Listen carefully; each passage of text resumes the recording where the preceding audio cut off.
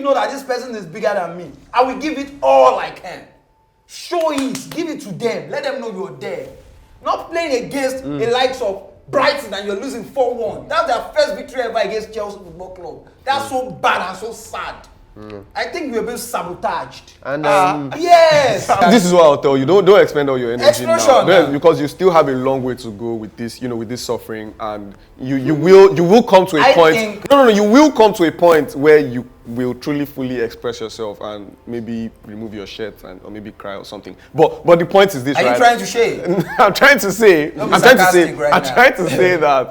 say that Chelsea are going through a serious mentality issue at the moment, and that's very glaring to see, right? It's clear to see the mentality of a manager of the caliber of Graham Potter just might not be up to the levels that Chelsea need it to be.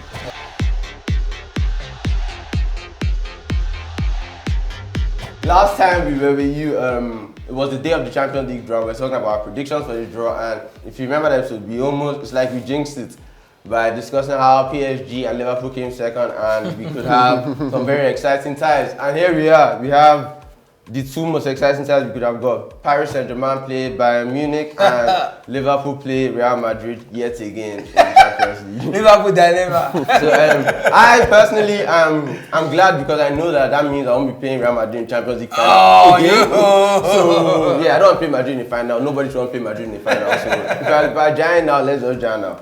But I'm going to run through the fixtures, and you guys are going to give me your quick fire responses. Let's go, get it. So I say the match, you just say the team you think is going to win. Aye. So Leipzig, Man City. Man City, of course. Man City, yep. Brugge, Benfica. Oh, tricky one. Who is at home? Brugge. Brugge. It's going to be a tricky game. Who do you think is leading the tie? Are good at home this season, actually. That's your quick fire answer. I still pick Benfica. Yeah, okay. I'll say Benfica. Liverpool, Madrid. Madrid. I should be answering this too. Madrid. Liverpool, Madrid. Madrid, obviously. No, you to Liverpool, Madrid. You haven't answered this. Oh yeah, Madrid, of course. Liverpool, Madrid. Liverpool. We're there together now. Milan, Spurs. Milan. Yeah, Milan. Milan. I think Milan. Frankfurt, Napoli. Napoli, definitely. Napoli, I think. Dortmund, Chelsea. Chelsea. I think Dortmund. Tricky. I'm going to say Dortmund. It's a tricky the way game. the season is going. I think I'll say Dortmund, and I also say, yeah. We'll get to our Chelsea discussion. Okay. Circle back there. All right. Inter, Porto. Inter. Porto. Inter. Paris, Bayern. Bayern. Bayern Munich. You have to lean towards Bayern, man. That's just what they do. That's when you see Bayern of the whole. That's just what they do. That's when you see a different Bayern. As in, Muller is just evil. Muller. Have you seen the things Muller has been saying? That's it, bro. That's when you see a different Bayern. Well, yeah, I think that's Frankfurt will beat them in Bundesliga. I think that's the most interesting tie, and yeah, that's a big test for PSG. Like, let's be exactly serious. So PSG and Liverpool, they have. No, if you're serious, like, you have this big test now. And yeah, it will be interesting to see who comes out of the Champions League with these four teams playing each other. Who's going to be in the next round? But the Europa draw is happening again, and we've selected just select fixtures here. So the same as last time. Quick fire responses. Roma versus Salzburg. Roma. Man U, Barcelona. I'm not allowed to. I mean, I'm not allowed to. I said my own now. Say your own. Roma. You said Roma. You already moved on to the next now. So Roma, Salzburg. Yeah, Roma. I think Roma. Then Man U, Barca. Tricky game, man. I'm not going to lie to you. This is what I really wanted to see this picture. If you go back, to the episodes, I really wanted to see the picture. We jinxed the picture. And yeah, I think that Manchester United will edge it out. Why is because I think Manchester United might Jones. And Barcelona is not good enough also. Yeah, they both. Who? Man U, Barca, who? I'll still go for Barca, man. Sorry, no 8, bro. I don't care. I don't care about your age or your opinion. Barca for me as well. Juve, Nantes. Juve. With who? Nantes. Juve. I think Nantes. It's tricky because Juve are very bad. Juve are so bad. Monaco, Leverkusen. Leverkusen for me. Bayer Leverkusen. Monaco, Leverkusen. Yeah, Bayer Leverkusen. Bayern Leverkusen. Yeah, Monaco will hold up. I guess Monaco will hold up. We all see. PSV, Sevilla. Oh, definitely Sevilla. For definitely PSV. Sevilla for me. Sevilla is Sevilla below for par me. this season. I have to go Sevilla, man. Like I said, Sevilla is Sevilla Bayern. and Europa League. I've been following Sevilla, Sevilla Europa from League. the The beginning of exact this same. What season. we said about Bayern They is the are same as not- Sevilla. It's like their birthright, man. Europa League. So They will beat them. and I'll go because I think the Spanish league is stronger. They face tougher competition more times than not. And PSV didn't look great the few times I've seen them this Bro, season. PSV has looked great in Europa League this season. The few times I've watched them, they didn't look so good. That Gakpo They are looking good, especially at home in Europa League this season. I follow all these people in total. Against Arsenal, they didn't beat look good. Arsenal. The They second beat time, Arsenal they didn't- at home. They Yeah, beat Arsenal. but the second time, flawless I like how victory. they looked, though. They beat Arsenal flawless. Okay, they lost at Emirates, but they beat Arsenal flawless at home. Arsenal didn't bite. So forget about it. They are good at home this season. Okay, so those are the European football knockout games that start in February. Let us know in the comment section what you think is going to happen across those games. So what is coming up in the next month, before we get there, is the World Cup. And there's been a lot more World Cup news coming out, as you'd expect. Teams are releasing their lineups and so forth. Yeah.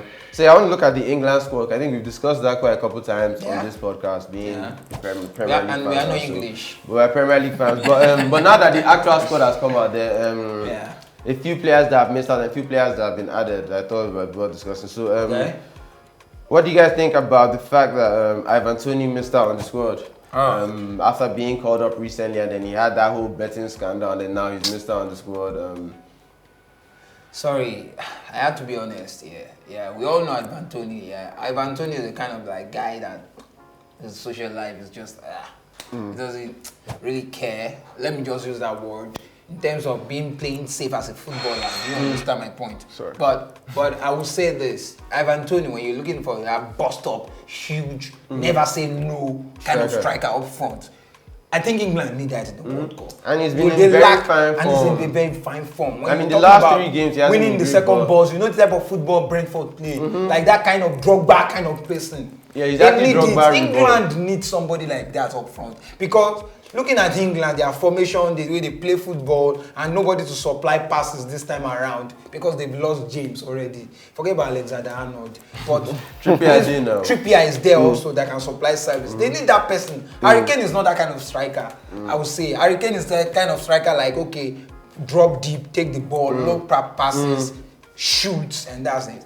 But they need that. Toney might offer another option. Of course, Toney might offer them another option. Yeah. But for me, I would have said. So I'm glad to see James Maddison make the squad. He's been in the finest form of all England attacking. Started slowly. Starts this slowly, season. Yeah, but he's picked up form, and I guess since the last season or the last couple seasons, he's led in goal involvements for English players. It's interesting to see him called up. Interesting to see players like. So I'm sick and tired of Gareth Southgate, to be honest. Honestly speaking, the way he picks and chooses his excuses for playing players. It's political. Like, some players he says, oh, they're not in good form, so he hasn't picked them. What happened? So like Tammy Abraham, you said his form. What happened?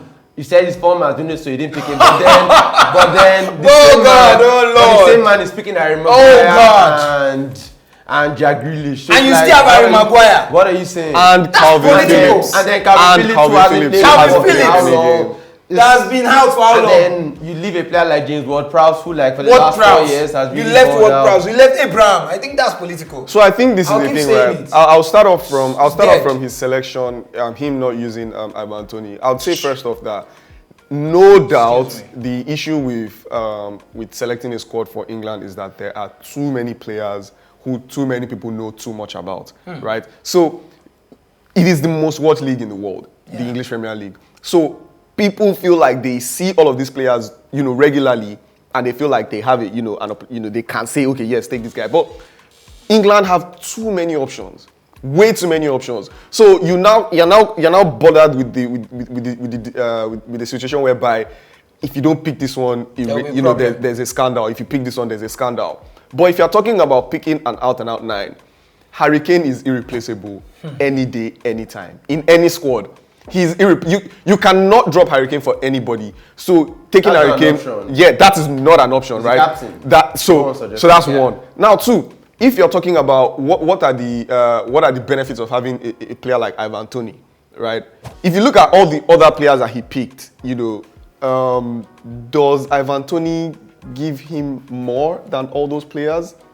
Can I say something? No, let me just quickly read out the names here. He had Phil Foden, he had James Maddison as his forwards, right? Yeah. Phil Foden, James Maddison, Marcus Rashford, Saka, Raheem Sterling, and Callum Wilson. That's the player, Right? That's the one, Callum Wilson. To be honest with you, I would have even said maybe Jack Grealish, right? I would have said maybe remove Jack Grealish for Ivan I Toney. believe that he's better. He's been better form than Grealish, but I don't know that he's never going to do that. Can I say something? So that's one, and then still on Southgate's selections, it bothers me that he's selected Harry Maguire over Fikayo Tomori, for example. That's a major. See, yesterday, Manchester United played Aston Villa, and our centre-back partnership was Harry Maguire and Victor Lindelof. I will not lie to you, before that game started and I saw the lineup, I genuinely lost all interest in seeing that game.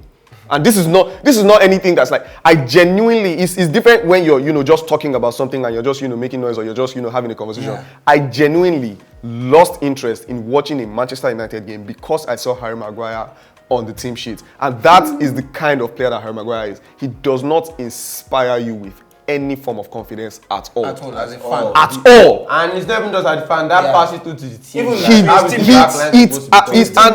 he's a player that that he has one mistake or two in him. And you're playing in a very high stakes game, high stakes competition like the World Cup. Him selecting Harry Maguire, I do not agree with that.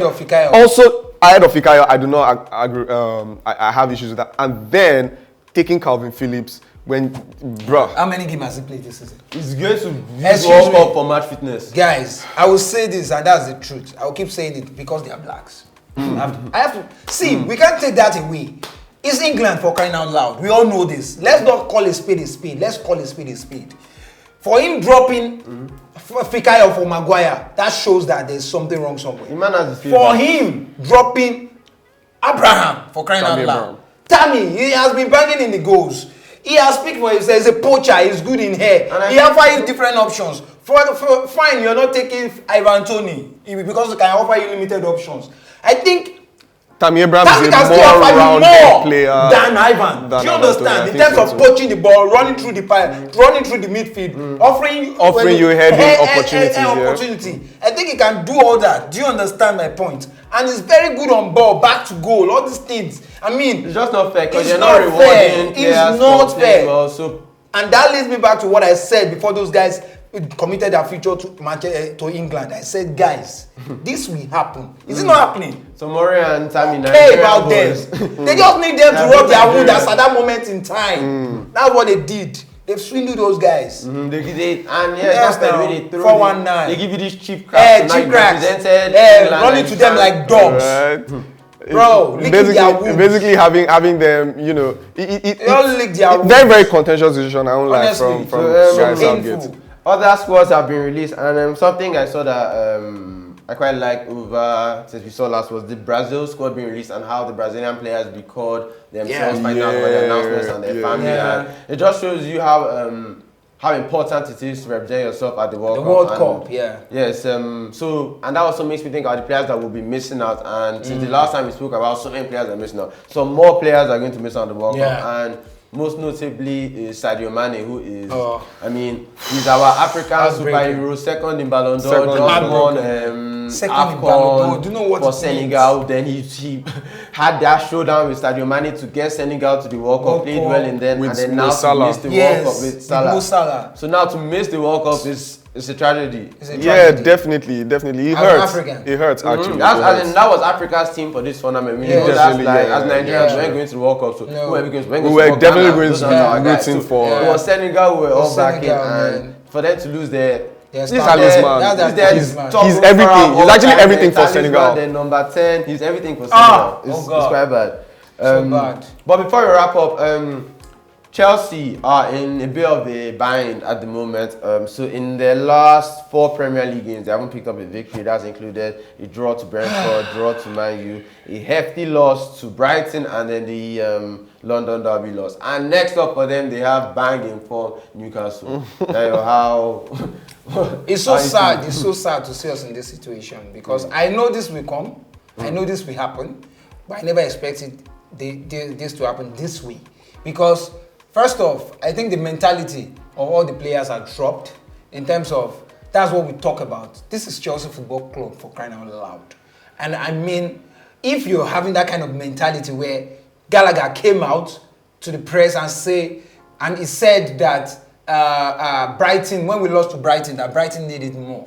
What does that mean? That shows the level of mentality of the player. Do you understand? That shows the level, the impactness of the mentality the coach has impacted on this player. Like, if we lost, it's not the end of the world. You know, that kind of vibe. And I hate to see that. We all know Chelsea Football Club is like, die hard, go for it. Even if you know that this person is bigger than me, I will give it all I can.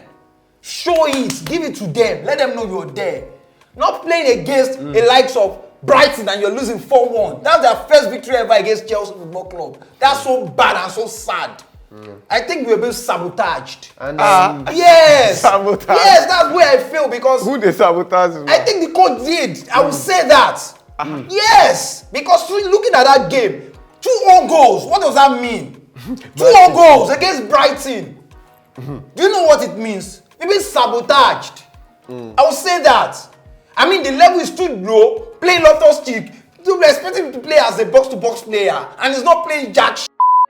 And you expect him to still be in the team playing 90 minutes. That's terrible. Yeah, you forget the likes of other players. Fine, we lost Kante to injury. Fine, we have Kovacic that has been on and off. Do you understand? And Jorginho, to be honest, Jorginho has been better this season against under Graham Potter. He has been playing well, marking. I mean, the red cards offense, the yellow card offense has reduced on Jorginho a little bit because I can see his work rate has increased. I mean, we want people like that. We're looking at players like Havertz. Drop. Havertz is.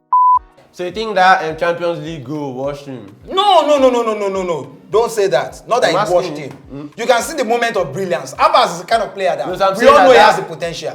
Havertz has that thing in him. He's just like, he's not the kind of player that is fast, sharp. He's not like an Ozil kind of player. He has that potential. He has that moment of brilliance. Against Newcastle last season, that touch papa goal against Newcastle. That's a clear moment of brilliance. He has that little touch in him. But this is Premier League. Give it all out. Yeah. Do you understand? Let them see the fire in you. But when you're playing and you're like, chase the ball, to be honest, it's funny you mentioned Ozil, nigga, but it's sounding, he's looking a bit like, that's how Ozil was, like, not applying him. So you feel like Havertz, like, there's more people. Ozil on his day, you know, Ozil is class. Do you understand my point? Ozil's day came more often than... So having this kind of coach with this team mentality, and that kind of player with that mentality, it's just like you point sand into your guy. This is what I'll tell you. Don't expend all your energy Explosion, now. Because you still have a long way to go with this, with this suffering, and you will come to a point. You will come to a point where you will truly fully express yourself and maybe remove your shirt or maybe cry or something. But the point is this, right? Are you trying to shade?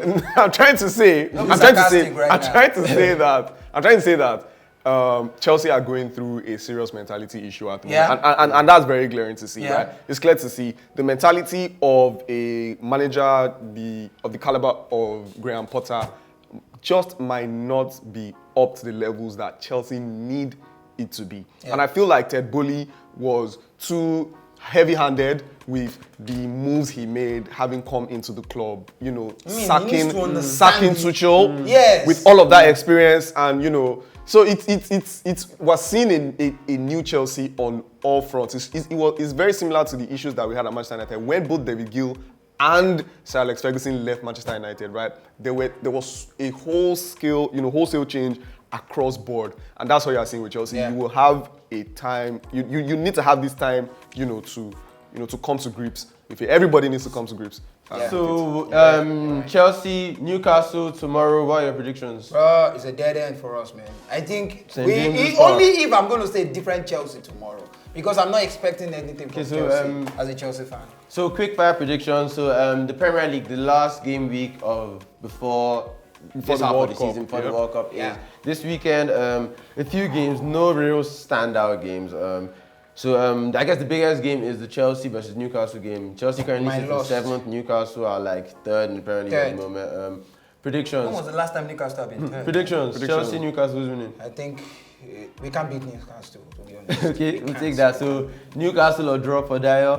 I think a Newcastle win. They've been such a beast, at home, Newcastle, and they'll be playing at home against the Chelsea side that find it very difficult to score goals. It's so terrible. Yeah, I'm going to go Newcastle as well.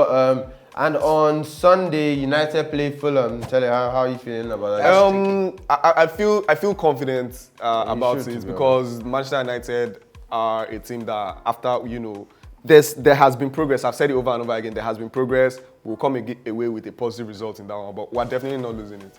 And then Liverpool have Southampton up front. Southampton taking their annual, how many? 9. The annual draw. So this is the thing, right? They give them. Southampton have changed managers now, changed and hands. they might Did the experience. new guy collect it too? No. Luton. The Yeah, former he Luton collected, Town head coach. He just got signed yesterday. So they might just have chill. so new manager bounce. So new manager bounce might come in play for them. But the thing with Liverpool is that they play well against big sides and they play badly against the smaller sides. And that's my only worry. I'm not hoping for them. I mean, I'm not expecting for them to lose, but that's the worry that I have. And if you're a betting man, I feel like you should go into that game with a little bit of skepticism. Of course, because I can remember vividly the season. There's their former coach. Hassan Hotel came into Southampton. We had a game against Chelsea. I think it was New Year Day. Something like that. They gave it all out against us at Madrid and we lost. So he's going to be when new manager bounce. All right, might come into play for that's them. an episode. Thanks for rocking with us. Let us know your predictions for all the games we discussed, the Champions League games and the Premier League games this weekend. Also, let us know your World Cup predictions. Like, subscribe, share with your friends, and bye. Peace.